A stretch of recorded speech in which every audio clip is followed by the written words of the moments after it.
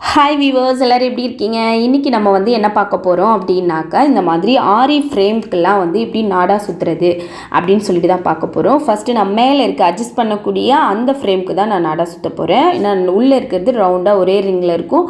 So அது நார்மலாக சுற்றிடலாம். இது வந்துட்டு இந்த மாதிரி ஸ்க்ரூ எடுத்து நீங்கள் வந்து கரெக்டாக கழட்டிட்டு நெட் போட்டு எடுத்து வச்சுக்கோங்க.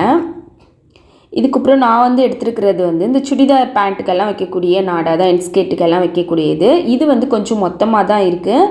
இது ஒரு சில ஃப்ரேம்க்கெல்லாம் இது செட் ஆக மாட்டேங்குது. அதனால் ரெட் கலரில் ஒரு கோடு போட்ட மாதிரி இருக்கும் இல்லைங்களா, இன்னும் கொஞ்சம் மெலிசாக அண்ட் பட்டையாக இருக்கும்ல, அந்த நாடா யூஸ் பண்ணிக்கோங்க.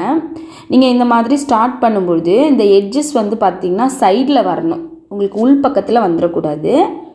சைடில் இல்லைனா மேல் பக்கத்தில் வரணும். இப்போது நான் சைடில் வர்ற மாதிரி தான் போட்டிருக்கேன் பாருங்கள். உள் பக்கத்தில் வச்சுட்டோன்னா, ஏன்னா உள்ளே இருக்கிற ஃப்ரேமோட நம்ம இதை வந்து பொருத்திட்டு அட்ஜஸ்ட் பண்ணுவோம் இல்லைங்களா, அப்போ அந்த இடத்துட்டு எக்ஸாக்டாக அந்த இடம் வந்து மேடாக இருந்தால் கேப் வந்துடும். அதனால் சைடில் வைக்கிறேன் பாருங்கள். சைடில் வச்சுட்டு ஜஸ்ட் ரோல் பண்ணுறேன். க்ளூ அப்ளை பண்ணிக்கோங்க. க்ளூ அப்ளை பண்ணால் நம்மளுக்கு மூவே ஆகாது, அப்படியே நம்ம வந்து டைட்டாக ஆகிடும், இல்லைனா லூஸ் ஆகிடும். ஸோ அதனால் கொஞ்சம் கொஞ்சமாக எந்த அளவுக்கு நம்ம வந்து அதை ரோல் பண்ணிகிட்டே வரோமோ அந்த அளவுக்கு நம்ம க்ளூ அப்ளை பண்ணிவிட்டு ரோல் பண்ணால் தான் கரெக்டாக இருக்கும்.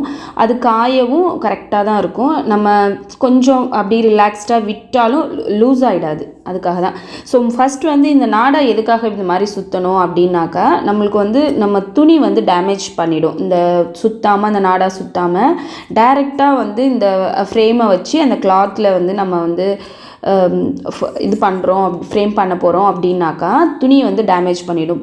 குறிப்பாக வந்து பார்த்திங்கன்னா ரொம்ப சாஃப்டாக சில்கியாக இல்லைன்னா நெட் ஃபேப்ரிக் இந்த மாதிரியான கிளாத்தை தான் கொடுக்க போகிறாங்க. ஸோ அப்போ வந்து நம்ம டைட் பண்ணும்பொழுது இழுக்கும் போதெல்லாம் பார்த்திங்கன்னா இது சமயத்தில் கொஞ்சம் சில ஃப்ரேம்ஸ்லாம் வந்து சொரன்னு இருக்கும்.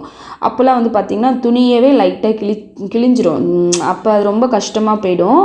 அதனால் துணி வந்து கரெக்டாக நம்மளுக்கு வந்து டேமேஜ் பண்ணாமல் இருக்கணும்னா இந்த மாதிரி நாடா வந்து சுற்றிக்கோங்க. அப்போ தான் வந்து கரெக்டாக இருக்கும். அண்ட் இன்னொன்று என்னென்னா, ஃப்ரேமே வந்து சமயத்தில் இது வந்து பார்த்திங்கன்னா இந்த ப்ளைவுட் இருக்கு இல்லைங்களா, ப்ளைவுட்டில் வந்து ஒரு 4-5 போல் ஒட்டி வச்ச மாதிரி தான் இருக்குது இந்த ரிங். இது சமயத்தில் நம்ம அப்படியே நாடா சுற்றாமல் வச்சிட்டோம்னா அது அப்படியே வந்து பிரிஞ்சு ஃப்ரேமே வந்து வீணாக போயிடுது. ஸோ ஃப்ரேமோடைய சேஃப்டி அண்ட் அந்த கிளாத்தோடைய சேஃப்டி ரெண்டுத்துக்கும் நாடா இந்த சுற்றுறது தான் ரொம்ப முக்கியமான விஷயம். ஸோ அதனால் வந்து கண்டிப்பாக நாடா இந்த மாதிரி சுற்றி எடுத்து வச்சுக்கோங்க.